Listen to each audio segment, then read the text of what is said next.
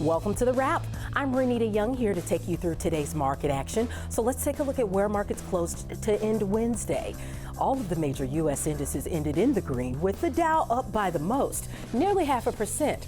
The S&P 500 and the small cap Russell 2000 were both up by almost 0.2%, and the Nasdaq 100 was barely changed.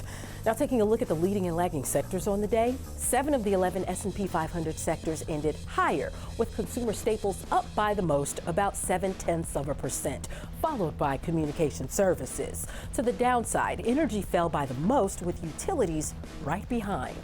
Looking at some stocks on the move, Target rallied nearly 18% today after earnings beat, despite some weakness in comp sales and overall revenue.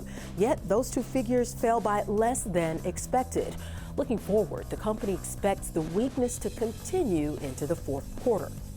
VF Corp was upgraded at JPMorgan to neutral from underweight.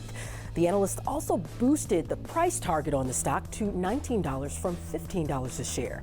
They say despite ongoing broad macro headwinds, they expect a turnaround in VF Corp's profitability in the next 12 to 18 months, mostly thanks to the new CEO's cost savings program.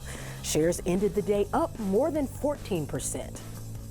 And after markets closed, Palo Alto Networks reported adjusted earnings and sales that beat analyst estimates and projected revenue and adjusted earnings for the next quarter better than analysts expected.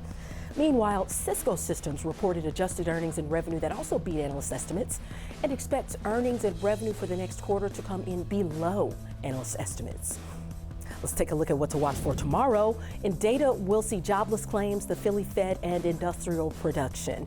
And then when it comes to earnings, pre-market, we'll hear from Alibaba, Walmart, and Macy's. Post-market, we'll hear from Applied Materials, Ross Stores, and Gap.